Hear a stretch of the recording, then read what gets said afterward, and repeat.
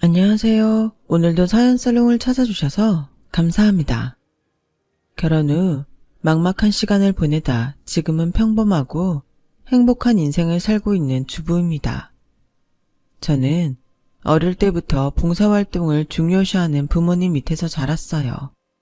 그래서 주말이면 남들은 교회에 가는데 저는 보육원이나 양로원에서 부모님과 봉사활동을 했었고, 자연스럽게 어른이 돼서는 부모님과 함께 여러 시설에 후원을 하게 되었는데요. 그러다가 지금의 남편을 만나게 됐어요. 그렇다고 남편 역시 봉사를 하는 그런 사람은 아니었는데, 오히려 불미스러운 일로 남편과 첫 만남을 갖게 되었죠. 제가 남편을 처음 보게 된 장소가 경찰서였거든요. 남편은 고등학교 1학년 담임이자 과학교사였어요. 그리고 제가 아주 어릴 때부터 특별히 챙기는 남자아이가 있었는데, 그 아이가 반에서 작은 문제를 일으켜서 경찰서에 오게 된 일이 남편을 만나게 한 계기였어요. 저기 연락받고 왔는데요. 우리 동찬이가 왜 경찰서까지 오게 된 거죠? 아, 안녕하세요. 혹시 고아원 원장님이신가요? 아니면 직원분? 아니요. 저는 동찬이 후원하는 사람이에요. 오늘 원장님이 급한 일이 있어서 제가 대신 왔어요. 저도 동찬이 보호자 같은 사람이거든요. 아, 그러세요? 그게 좀 불미스러운 일이라. 사건의 내용은 대충 이랬어요. 한 아이가 먼저 동찬이가 시설에서 생활하는 신세라 불쌍한 거지라고 놀렸고, 이에 욱했던 동찬이 친구가 먼저 싸움을 하기 시작했다는데, 그걸 말리다 동찬이가 휘말리게 된 거였죠. 그런데요, 가해자면서 피해자라고 주장하는 아이들이 먼저 싸움을 시작한 사람이 동찬이라며 동찬이를 주범으로 몰았고, 결국 경찰서까지 오게 된 거라고 하더군요. 아니, 시작은 우리 애들이 실수한 게 맞다고 쳐요. 근데 깡패도 아니고 왜 사람을 패? 아무리 부모가 없어서 보고 배운 게 없다고 하지만 이건 안 될 일이지 않나요? 여태 나도 아까워서 한 번도 때린 적이 없는데 지가 뭔데 내 새끼를 패냔 말이야. 그러게 말이에요. 요즘 세상이 얼마나 무서운데 폭력이라니. 너 이번에 아주 각오 단단히 하는 게 좋을 거야. 우리가 학폭도 열어서 너 강제 전학 보내거나 여차하면 퇴학시킬 테니까. 안 그래요, 회장님? 그 아이들의 부모는 참 같은 어른이라고 말하기엔 너무나도 인성이 쓰레기 같은 사람이었어요. 그리고 저 역시 혈기왕성한 20대였기에 그런 사람을 보니 참을 수 없었고, 결국 저 역시 폭발하게 되었는데요. 왜 애들 싸움이 어른 싸움 된다고 하잖아요. 딱 그 꼴이었어요. 저기요, 그렇게 말씀하시면 당신들 아이들이 그걸 보고 똑같이 해요. 아까워서 때린 적이 없다고요? 그렇게 귀하게 키워서 애들이 저 모양이네요. 지네들이 뭘 잘못한지도 모르고 뻔뻔하게 짝이 없는 게 딱 당신들 같아요. 부모면 뭐가 옳고 그른지는 가르쳐야 하지 않아요? 그리고 담임인 당신도 마찬가지예요. 고하면 담임도 막 외면하고 그런가요? 반 아이들한테 물어는 보셨어요? 우리 동찬이가 정말 주범인지, 피해자인지는 알아보셨냐고요? 그야 상황이 점점 나빠져서 저도 수습하려다 보니까. 아, 그러세요? 그래서 없는 죄도 막 애한테 뒤집어 씌우나요, 담임이? 자기 반 아이한테? 그 싸움 먼저 시작한 애는 어딨어요? 누나, 그만해. 저는 그만 흥분해서 목소리가 커지고 말았어요. 그러자 잔뜩 주눅이 든 동찬이가 그런 저를 말렸는데, 또 어이없게 그 부모들이 이런 말을 하더군요. 원래 후원하는 사람들이 저렇게 오바를 떠나? 지가 뭔데 이 사장님 손자를 찾아? 우리도 못 건드리는 앤데 지가 어쩌려고? 그때 알았어요. 왜 저 애들이나 저 부모들이 주범을 엉뚱한 우리 동찬이한테 뒤집어 씌우는지.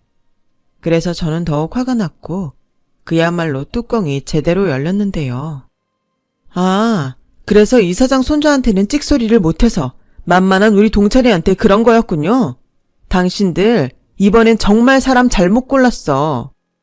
저는 기세등등하게 검사로 재직 중인 남동생에게 전화를 걸었어요.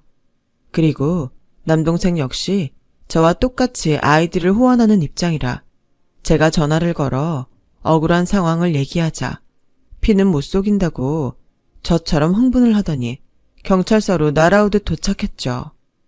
결국 그들에게 꼴 같지 않았지만 사과를 받는 걸로 사건을 마무리했어요. 이런 말 하면 안 되지만 공부 잘한 동생이 좋긴 하더라고요. 하지만 저는 그 부모도 부모지만 담임이었던 남편을 용서할 수 없었고 결국 분을 참지 못해 남편이 근무하는 학교에 정식 항의를 하러 찾아갔는데요. 그러자 교장 선생님이 나서서 오해라며 남편과 둘이 감정을 풀라고 자리를 마련해 주셨는데 동찬이가 자꾸 저를 말렸어요. 누나 그만해. 나 애들한테도 사과 다 받았잖아. 담임선생님도 중간에서 곤란했는데 누나까지 왜 그래? 왜 그러긴 몰라서 물어? 설마 선생님도 모르시는 건 아니죠? 제가 생각하기엔 어떤 아이건 억울한 아이를 더 적극적으로 보호해줘야 하는 거 아닌가요? 담임이라는 사람이 부모가 뭐라고 한다고 질질 끌려다니면 그게 선생인가요? 듣자 하니 말씀이 지나치시네요. 네, 제가 부족한 거 맞습니다. 하지만 그 순간에 저는 어떻게든 동찬이한테 불리하지 않게 노력했어요. 믿을 수 없다면 믿지 않으셔도 됩니다. 저는 떳떳하니까요. 그러니 학교든 교육청이든 하시고 싶으신 대로 하세요. 제가 처벌을 받아야 한다면 그렇게 하겠습니다. 남편은 뭐가 그렇게 당당한지 저한테 오히려 따지듯 그렇게 말하고 자리를 떠났는데 제가 남편의 태도에 당황하고 있으니 동찬이가 제가 알지 못하면서 그런다며 제가 모르던 사실들을 말하기 시작했어요. 우리 담임선생님 좋은 사람이야. 내 상황 알고 먼저 다가오셨고 현장학습할 때는 내 도시락까지 직접 싸우시는 분이라고. 그리고 그 경찰서 일도 중간에서 담임선생님이 걔네 부모들한테 아니라고 몇 번이나 설명했어. 누나처럼 막 소리치고 그러진 못했지만 걔네들도 우리 반 애들이니까 담임선생님도 어쩔 수 없었겠지. 게다가 걔네들 부모 학교 운영위원회 아줌마들이야. 누나가 결혼을 안 해서 모르겠지만 학교에서 운영위원회 하는 아줌마들 함부로 못 건드려. 아니, 지들이 운영위원회면 다야? 결국 자기네 애들 편히 봐주려고 그런 걸 하는 거네. 이래서 난 요즘 부모들 진짜 싫어. 아무튼 오늘 학교에 온 건 누나가 오바했어. 괜히 누나는 아무것도 모르면서 일이나 크게 만들고. 야, 그래도 그 말은 좀 서운하다. 내가 괜히 그래? 넌 내 막내 동생이나 다름없다고 했지. 내 동생이 그런 억울한 일을 당했는데 가만히 있을 누나가 어딨냐? 알지. 나도 누나 덕에 이렇게 학교 다니고 누릴 거 누리는 거 내가 왜 몰라. 근데 누나도 우리 담임선생님한테 사과해. 안 그러면 누나가 후원한다고 해도 이젠 싫다고 거부할 거야. 뭐? 저는 동찬이 말에 눈이 땡그레지고 말았어요. 사실 어디에 내놔도 불안할 정도로 동찬이는 순둥이였거든요. 그런데 그런 아이가 이렇게까지 말하니 정말 제가 오바를 했나? 창피해지기 시작했고 결국 울며 겨자 먹기로 동찬이 담임인 남편을 찾아갔는데요. 남편 역시 저에게 감정이 좋지 않은지 저를 봤음에도 쌩하니 저를 지나쳐버렸어요. 하지만 그 순간에 저는 화를 낼 처지가 아니라서 간접적으로나마 사과를 하면 되겠지 하는 마음에 바카스 한 박스랑 오해해서 죄송하다는 메모를 남겼는데요. 정확히 이틀 후 모르는 번호로 연락이 왔어요. 남편이었죠. 아마도 동찬이한테 제 연락처를 물어본 것 같았어요. 동찬이 후원해주시는 누나분 맞으시죠? 네, 메모 보셨는지 모르겠는데 제가 그때 다시 찾아간 건 사과하려고 간 거였어요. 동찬이한테 들었는데 제가 잘 알지도 못하면서 오바했습니다. 아닙니다. 저도 그때 감정적이었어요. 저도 오바했습니다. 그래서 다시 한번 뵙고 싶은데요. 네? 저를요? 저는 다시 보자는 남편의 말에 황당했어요. 그런데 남편을 보고 더 황당한 소리를 듣게 됐는데 그건 바로 저로서는 맥락 없는 남편의 고백이었죠. 글쎄, 남편은 경찰서에서 저를 봤을 때 저에게 호감을 가졌다고 했어요. 그야말로 첫눈에 반했다고 했죠. 그 말을 듣고 어찌나 놀랐는지 이 남자가 무슨 수작을 부리나 의심까지 했다니까요. 그런데요, 남편은 곧 쑥스러워하면서도 거침없이 이렇게 말했어요. 이런 말을 하면 어떻게 생각하실지 모르겠는데 처음이었어요. 동찬이 일에 물불 가리지 않고 나서는 세영씨 모습이 내내 지워지지 않았어요. 하지만 다짜고짜 저한테 막 뭐라고 하시니까 저도 선뜻 용기를 내지 못했는데 또 금방 저한테 사과하시는 모습을 보고 세영씨 같은 순수하고 용감한 사람이라면 놓치고 싶지 않다는 생각을 했습니다. 저도 태어나서 그런 장황한 고백은 처음이었어요. 그리고 그 뒤 어이없지만 저와 남편은 몇 번의 만남 끝에 한번 만나보기로 했는데 그렇게 3년의 연애를 하면서 남편에게 정식으로 청혼을 받게 됐어요. 그때가 하필이면 계약직으로 일하던 대기업에서 계약 연장을 못 해준다고 했을 때였어요. 심적으로 힘들었던 탓인지 남편의 청혼이 반갑더라고요. 저희 집에서도 남편이 성실하고 무엇보다 기복이 심한 저를 잘 맞춰준다며 남편을 사위로 마음에 들어 하셨는데 남편이 그러더라고요. 결혼해서도 원래 하던 대로 후원은 계속해도 좋다고. 저는 남편의 그 말이 참 고마웠어요. 모르는 사람들에게 후원한다는 말을 하면 좋은 일 한다고 멋있다고 하지만 막상 가족이 되면 돈이 엮인 문제라 갈등을 빚는 일이 많거든요. 그런데 먼저 나서서 그런 말을 해주니 저는 사실상 남편의 청혼을 받아들인 거나 다름없었죠. 그 뒤로 몇 번 식사 자리에 초대받았던 남편의 집에 정식으로 결혼 허락을 받기 위해 인사를 드리러 갔는데요.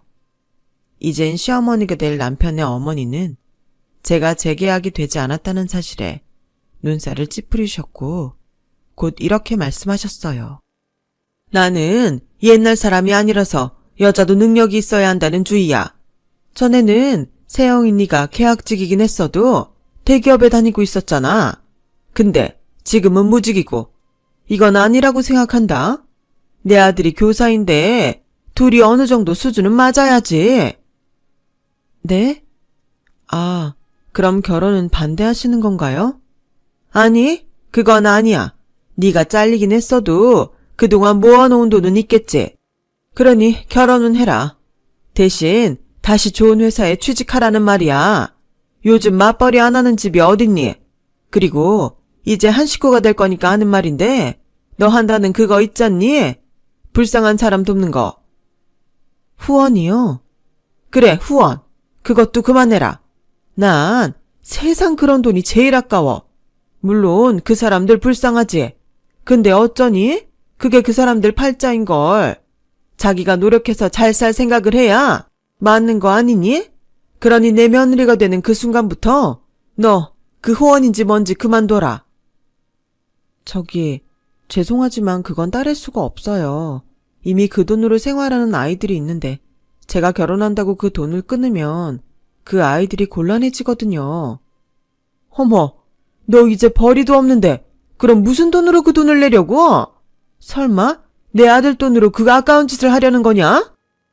아니, 그건 실업급여도 나오고 제가 일을 곧 다시 할 거니까. 됐다. 난 싫다. 그 돈으로 더 잘 살 생각을 해야지. 아무튼 난 내 할 말 다 했다. 그러니 생각해보고 네가 결정해. 저는 그렇게 결혼 전에 위기를 한번 맞았어요. 남편에게 듣기도 했고 몇 번 보지 않았지만 시어머니 되실 분이 심할 정도로 짠순이라는 건 알았는데 이렇게 후원하는 돈까지 아까워하실 줄은 미처 몰랐죠. 그래서 이 일을 어떻게 하면 좋을까? 저는 고민이 깊어졌고 그런 저에게 남편은 뜻밖의 제안을 했어요. 자기야, 분명히 자긴 내켜하지 않겠지만 이번 한 번만 내가 하자는 대로 하자. 뭔데? 설마 어머니 말처럼 후원 그만하라는 소리는 아니지? 자기도 알잖아. 나한테 동찬이 같은 아이들이 10명이나 있는 거. 알지. 자기 그런 뜻 존중해. 멋있다고 생각하고. 그런데 평생 돈돈거리면서 산 우리 엄마 생각을 바꾸는 건 어려워. 그러니까 일단 알겠다고 거짓말하자. 뭐? 싫어할 거 알아. 하지만 이 방법밖에는 없어. 우리가 결혼을 포기할 수는 없잖아. 아니, 그냥 자기가 어머니 설득하면 안 돼? 시도도 안 하고 거짓말을 하자는 거야? 내가 우리 엄마랑 30년 넘게 살았어. 설득? 그런 게 먹힐 사람이면 내가 이런 소리도 안 하지. 우리 엄마가 워낙 태어나서 우리들 키울 때까지 가난하고 힘들게 살아서 그래. 돈이라면 미워 죽겠어도 또 돈이라면 자다가도 벌떡 일어나는 사람이 우리 엄마야. 내가 오죽하면 먼저 자기한테 우리 엄마 짠순이라고 고백까지 했겠어. 근데 이거 하나는 믿어도 돼. 우리 엄마는 돈 문제 말고는 절대 예민하게 구는 거 없어. 그러니까 이번 일만 넘기면 아무 문제 없다는 말이야.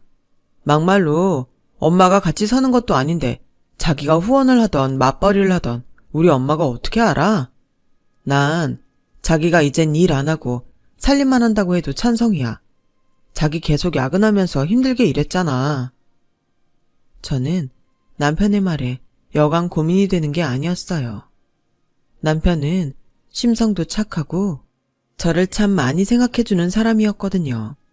하지만 평생 거짓말은 나쁜 거라고 생각했던 저는 결혼을 하려면 거짓말을 해야 한다는 것에 마음이 걸렸는데 제 고민을 알게 된 친정엄마가 저에게 해답을 주셨어요.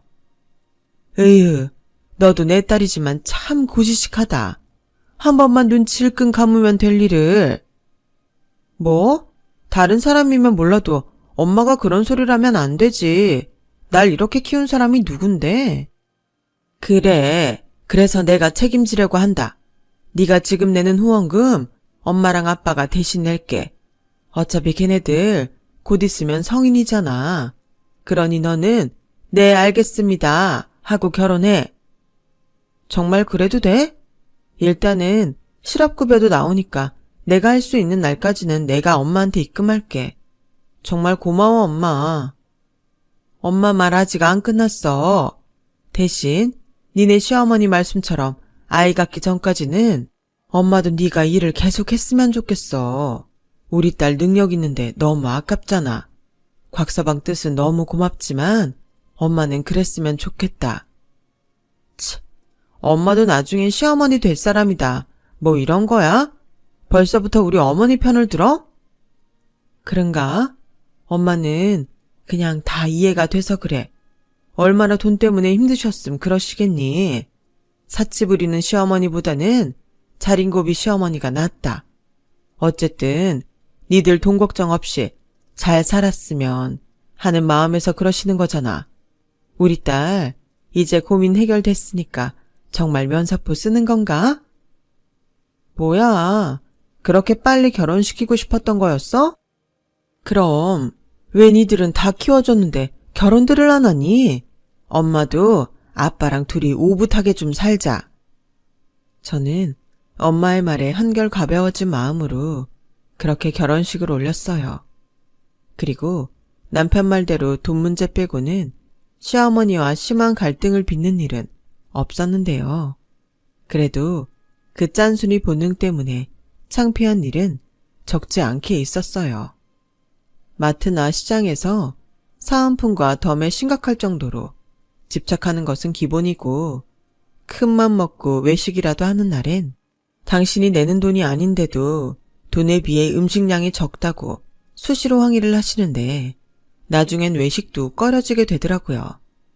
그리고 생각해서 선물이라도 드리는 날엔 돈으로 바꿔서 주라고 호통까지 치시는데 솔직히 좀 지나치시다고 생각했어요.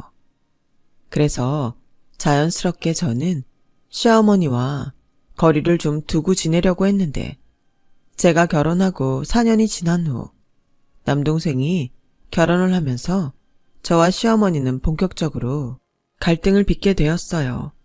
시어머니가 저희 동생 결혼식에 본인 지인 20명을 데리고 오시더니 축의금도 없이 무작정 식권을 달라고 큰 소리를 치셨거든요.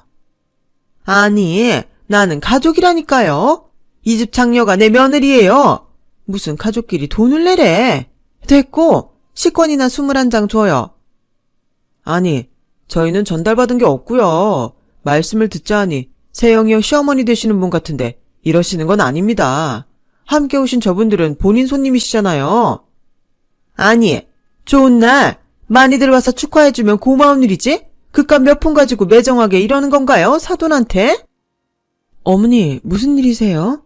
너 잘 왔다. 내가 그동안 신세진 우리 교회 권사님들을 모시고 식사 한번 대접하려고 왔는데 사람을 무슨 거지 취급을 하네. 저분 누구시니? 저희 외삼촌이신데. 근데 어머니, 제가 저기서 듣긴 했는데 축의금도 없이 저 많은 분들을 여기서 대접하신다고요? 왜? 그럼 안 되니? 나는 가족이고 저분들은 내 지인인데 같이 와서 식사도 좀 하고 축하도 해주면 상부상조 아니야? 그게 저희 결혼식이면 상관없지만 제 동생 결혼식에 이러시는 건 아니죠. 그냥 제 카드 가지고 가셔서 밖에서 식사하세요.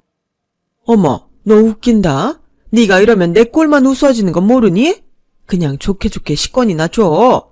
조용히 밥 먹고 내가 너한테 따로 축의금 챙겨주면 되잖아. 그럼 지금 어머님 포함 저분들도 모두 축의금 내시고 식권 받아가세요. 그러시면 되겠네요.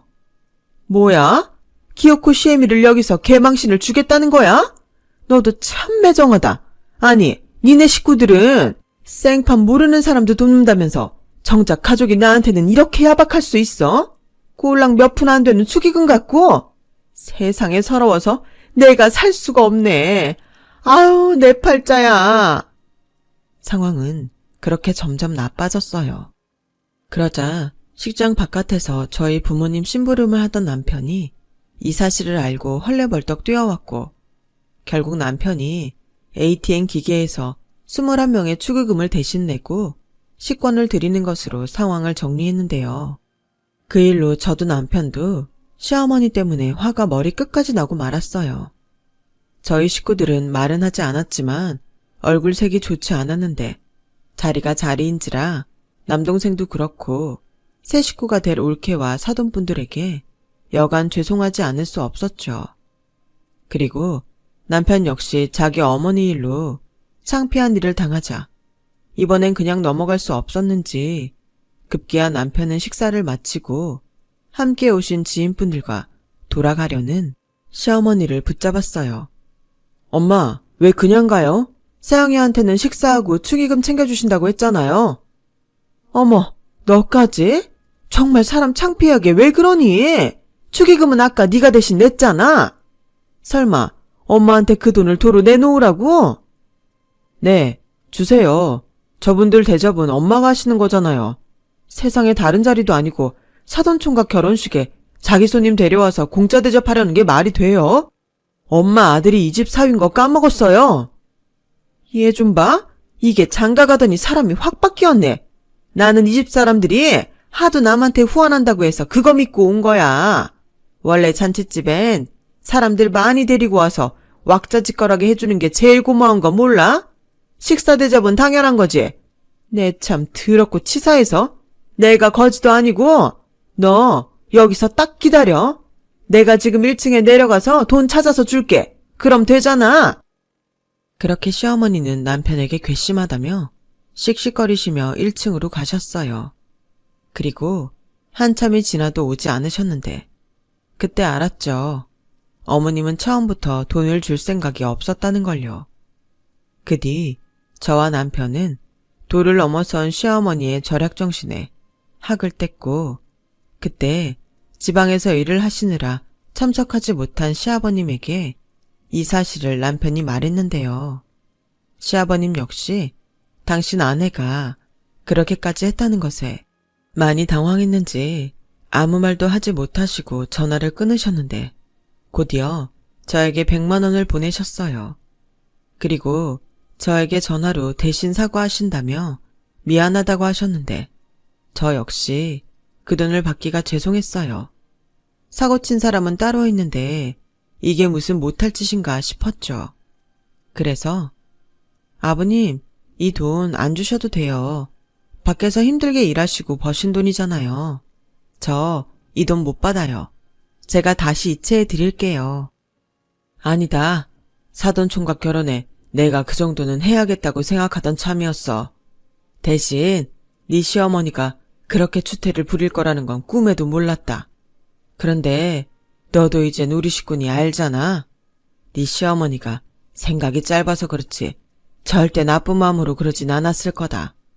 어렵겠지만 그냥 불쌍하다는 마음으로 한 번만 넘어가면 안 되겠니?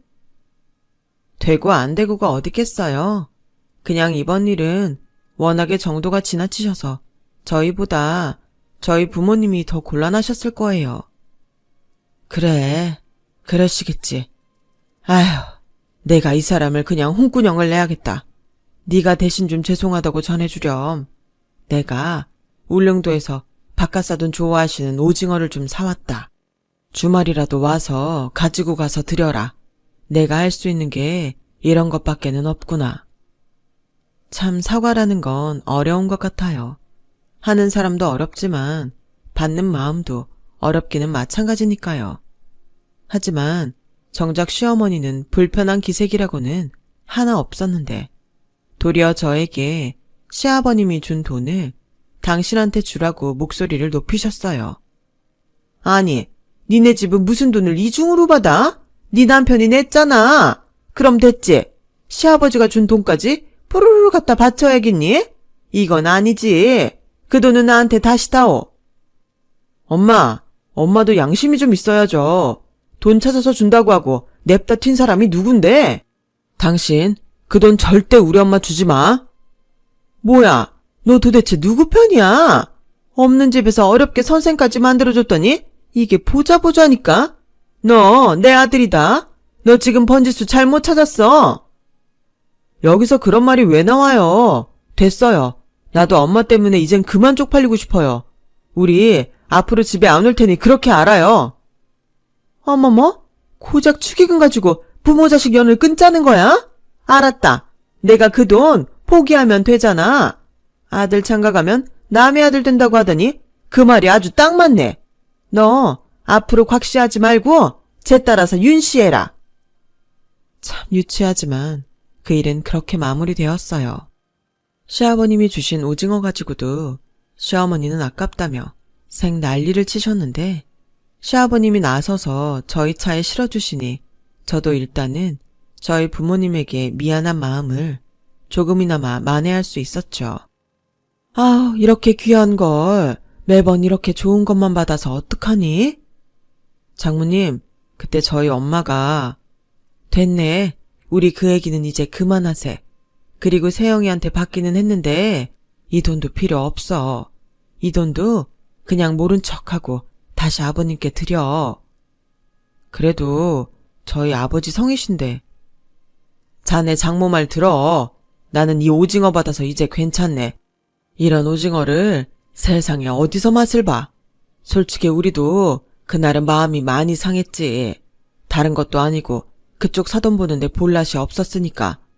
그렇다고 자네 어머님이랑 거기서 싸울 수는 없지 않은가. 그래서 꾹꾹 참았는데 이렇게 자네 아버님 성의를 보니 내가 그날 참길 아주 잘했다 싶네. 우리 그 일은 이렇게 마무리 지으세. 그렇게 저희 부모님의 마음은 예전처럼 풀어지셨어요. 하지만 시어머니의 마음은 단단히 꼬일 대로 꼬였는데요. 그렇게 불편한 1년이 지나고 어느 날 강원도에서 지방방송국 일을 하던 시누이에게 연락이 왔어요. 새언니, 저예요. 그동안 잘 지내셨어요? 저 이번 주에 서울 집에 가요. 결혼할 남자가 있어서요. 네? 드디어 만난다는 그 남자랑 결혼하는 거예요? 치과의사라고 했던가요? 네, 저 드디어 결혼해요. 얼마나 튕기는지 아주 결혼만 해봐요. 그동안 목 빠지게 기다린 거 다 풀어버릴 거예요. 그러니까 오빠랑 새언니 이번 주에 집에 오세요. 꼭이요. 엄마한테 대충 내용은 들었는데 그래도 어쩌겠어요. 가족인데. 엄마도 은근 화해하고 싶은 눈치인 것 같은데 그냥 이번에 겸사겸사 풀어요. 네? 그리고요, 저도 상의하고 싶은 게 있는데요. 그렇게 신우이는 결혼을 앞두고 저에게 이런저런 것들을 물어보기 시작했어요. 그리고 나머지 이야기는 주말에 시댁에서 하자고 하는데 1년 동안 시댁에 가지 않았던지라 마음이 무거웠죠. 그리고 남편 역시 신우이의 결혼 소식은 반갑지만 시어머니와는 풀고 싶은 마음이 없다고 했는데 솔직히 중간에서 입장이 난처했어요. 저도 솔직히 가고 싶지 않은 마음은 남편과 똑같았지만요. 그런데요, 신우이가 시어머니에게 무슨 말을 어떻게 했는지 어느 날 갑자기 제가 회사에서 근무를 하고 있는데 시어머니께서 전화를 해서는 1년이나 지난 제 동생 결혼식에 당신이 했던 행동들에 대해 사과를 하셨고 저는 전혀 예상하지 못한 일이라 당황했는데요. 그래도 쉽지 않은 사과셨을 테니 저는 시어머니의 사과를 받아들이게 됐어요. 안 그래도 이런 관계로 계속 지낼 수는 없는데 신우이 결혼식까지 있으니 난처한 상황이긴 했거든요. 그래서 일단 시어머니와는 어느 정도 화해를 했고 남편은 저러다 또 그럴 거라며 저보다 마음을 풀지 못했지만 3개월 앞으로 나를 잡은 신우이를 생각해 딱 한 번 마음을 풀기로 했어요. 그렇게 저희 부부와 시어머니는 화해를 하게 됐고 3개월 뒤 신우이의 결혼식 날이 밝았는데요.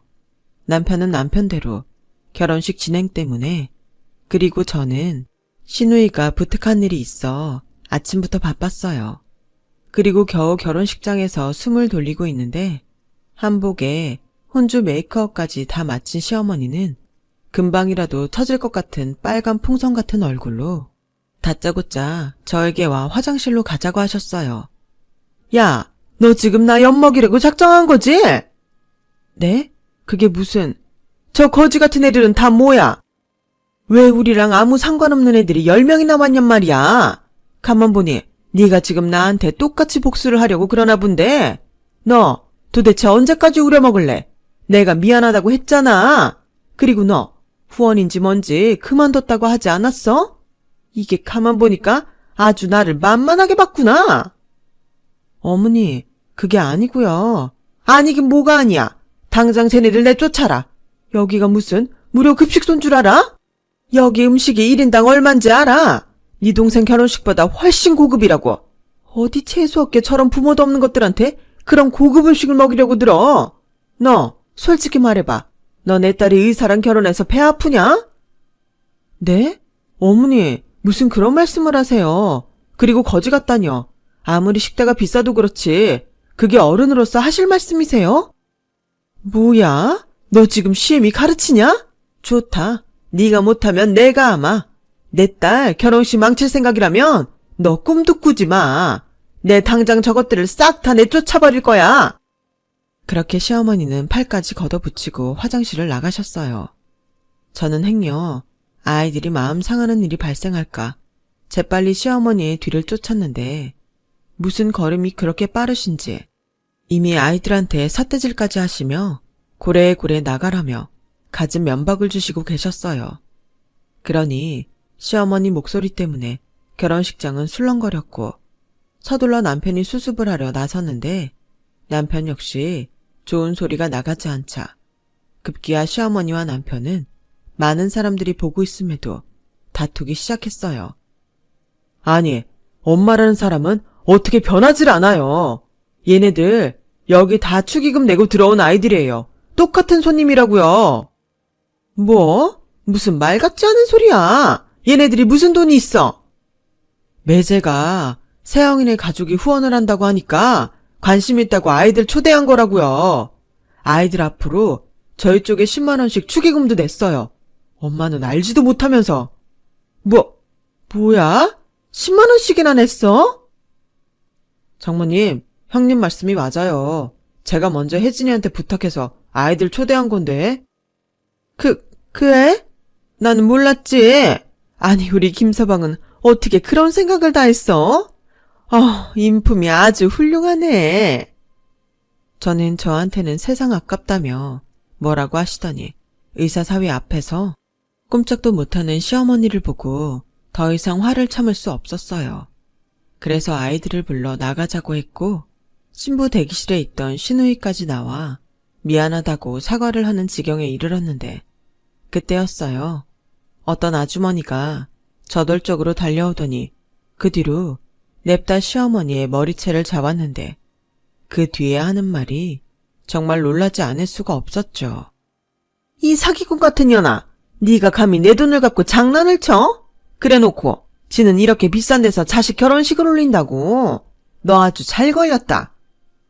아니 누구세요? 누구신데 저한테 이러시는 거예요? 사람 잘못 보셨어요.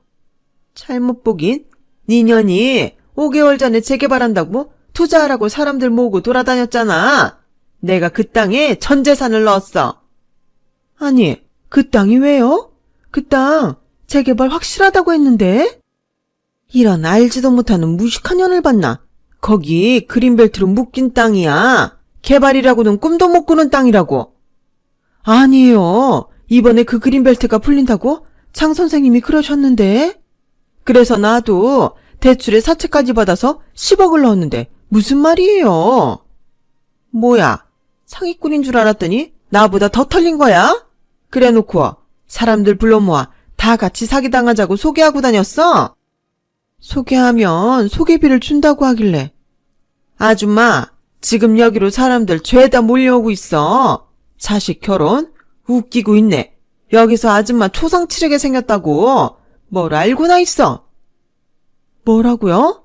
아니, 나도 피해자인데, 여보. 순간 시어머니는 다급해져서 시아버님을 찾으셨어요. 하지만 시아버님의 얼굴은 차갑게 굳어 있었고 잘은 모르지만 이런 투자를 하다 당한 적이 많으셨는지 시아버님은 물론이고 남편과 시누이까지 표정이 좋지 않았는데요. 당신 미쳤어? 이번엔 사채까지 끌어다가 사기를 당한 거야? 도대체 내가 그 짓 하지 말라고 몇 번을 말해. 내가 당신 빚 갚느라 이 나이 먹도록 지방 다니면서 집에도 못 오고 차에서 쪽잠 자는 거 몰라? 아니, 이번엔 진짜 확실하다고 해서 나도 팔자 한번 고쳐보려고 했지. 일부러 그런 건 아니야. 정말이야. 그러니까 여보, 나 좀 살려줘. 응? 승우 아빠. 시어머니는 나라를 잃은 듯 그렇게 무릎까지 꿇고 시아버님에게 빌었어요. 그때였어요. 시누이의 예비 시부모님이 앞으로 나서더니 예비 매제를 붙들었고 급기야 이 결혼은 무효라는 말을 하기 시작했는데요. 누구보다 간절히 결혼을 원했던 시누이는 웨딩드레스를 입었음에도 그들의 옷자락을 붙들고 빌기 시작했어요. 어머님, 아버님, 이런 모습 보여드려 정말 죄송해요. 저 재호 씨랑 결혼하면 저희 집하고는 인연 완전히 끊고 살게요. 약속할 수 있어요. 예, 혜진아, 우리도 이렇게 돼서 유감인데 니네 집을 보니 역시 너는 우리랑 어울리지 않는 사람 같다. 나는 내 아들이 저런 골치 아픈 처가를 얻게 할 수는 없어. 그래, 나도 이 사람하고 같은 생각이다. 네가 아무리 결혼하고 네 부모와 연을 끊고 산다고 하지만 핏줄이 어디 끊어지니? 우리 그냥 인연이 아니었다고 생각하자. 재호야, 가자. 혜진아, 미안해. 난 자신이 없다. 결국 저희 시누이는 결혼식 당일에 시어머니 때문에 파혼을 당하는 비극을 맞았어요. 그리고 파혼에 따른 위자료 폭탄도 맞게 됐는데 그로 인해 시아버님이 화병에 걸리셨고요. 시누이는 결혼도 하지 못하고 위자료를 물어주게 됐고 시어머니와 완전히 연을 끊겠다며 집을 나갔고 지금까지도 아무런 소식을 전해주지 않고 있어요. 그리고 시아버님은 이번에는 도저히 감당할 수 없다며 시어머니와 이혼을 선택하셨는데 시어머니는 당장 10억이라는 빚을 떠안아야 했기에 어떻게든 이혼을 하고 싶지 않다고 버티셨죠. 급기야 시아버님에게 이혼하고 싶으면 자기 빚을 대신 다 갚아달라고 무리한 요구를 하셨는데요. 시아버님은 두말하지 않고 이혼 소송에 들어가셨어요. 시어머니와는 더 이상 아무 말도 하고 싶지 않다고 하시면서요. 그리고 시어머니의 과실이 워낙에 크다 보니 이혼은 그리 오래 걸리지 않았는데 시어머니는 설상가상으로 위자료까지 떠안게 되어 재산 분할 얘기는 꺼낼 수도 없게 되었죠. 시어머니는 지푸라기라도 잡고 싶은 심정으로 저에게 매달리기 시작했어요. 지금도 그때 하셨던 황당한 말씀들이 아주 생생하게 떠오르네요. 너 나한테 후원한다고 생각하고 내 빚 좀 갚아줘라. 내가 아무리 이혼했어도 네 시어머니라는 사실은 변하지 않잖아. 뭐라고요? 아직 정신 못 차리셨어요? 제가 왜 어머니 빚을 갚아요? 너 불쌍한 사람 돕는 거 좋아하잖아. 아니다. 니네 식구들 전부 나한테 후원 좀 해달라고 해라. 지금 나만큼 불쌍한 사람이 또 어딨니? 난 그저 잘 살아보겠다고 아등바등 한 죄밖에 없어. 그렇게 시어머니는 억울하다며 저에게 울며 불며 매달리셨고 저는 뿌린 대로 걷는 거라며 그런 시어머니의 손을 뿌리쳤는데 하필이면 저를 데리러 회사 앞까지 온 남편이 그 모습을 보고 말았죠. 그리고 남편은 저조차도 처음 본 환한 얼굴로 112에 신고를 했고 시어머니는 어떻게 자식이 부모에게 그럴 수 있냐며 화를 내셨지만 경찰이 곧 온다고 하니 무서웠는지 그 자리에서 도망가더라고요. 그날을 끝으로 시어머니는 모습을 감췄어요. 아직도 시어머니에게 사기를 당했다며 시댁이 있는 동네에 사람들이 찾아오는 것 같은데 아마도 저런 사람들이 있기에 시어머니가 다시 모습을 나타내는 건 불가능하지 않을까 싶어요. 그 후 시아버님은 몸과 마음이 지쳤다며 고향으로 돌아가셨어요. 그곳에서 지금껏 다른 친척분들과 함께 농사를 짓고 계신데요. 워낙 부지런하시고 야무지셔서 농사일도 금방 적응하신 듯 하셨어요. 그래도 그런 시아버님이 너무 마음이 쓰여 남편과 상의 끝에 합가를 하면 어떨까 해서 여쭤보러 시아버님을 찾아갔는데 시아버님은 이제야 고향에 돌아왔는데 뭘 다시 올라가냐며 싫다고 하셨죠. 그리고 농사를 하며 바쁘게 살다 보니 잡생각이 없어져서 좋다고 당신은 앞으로 농부로 살고 싶다고 하셨는데 4년이 지난 올해도 어김없이 도착한 직접 키우신 쌀이며 햇감자 등이 얼마나 달고 맛있는지 모릅니다. 이런 귀한 걸 공짜로 받아먹을 수 있다니 저는 참 행복한 며느리가 아닐 수 없어요. 부디 점점 맛있어지는 농작물처럼 저희 아버님의 마음에도 행복이 깃들길 저는 지금도 간절히 소망합니다. 저는 지금 3살 난 남자아이의 엄마예요. 아이를 낳고 부모의 이름으로 살아보니 매일이 처음 겪는 새로운 날들인데요. 꼭 시어머니가 그래서라기보다 저는 아이에게 좋은 영향을 줄 수 있는 엄마가 되고 싶어요. 이 세상엔 아름다운 것들이 아주 많다는 걸 가르쳐 줄 수 있는 그런 엄마요. 그리고 저희 부모님이 그랬듯 저도 아이와 함께 나눌 수 있는 곳에서 함께 할 수 있는 행복을 꼭 가르치고 싶어요. 지금까지 저희 이야기 들어주셔서 감사합니다. 매일매일 행복하시고 건강하세요. 오늘 하루도 좋은 일만 가득하길 바라겠습니다. 여러분, 사연 댓글에 응원과 현명한 조언 부탁드려요. 좋아요와 구독은 저에게 큰 힘이 됩니다. 오늘도 좋은 일 가득하세요.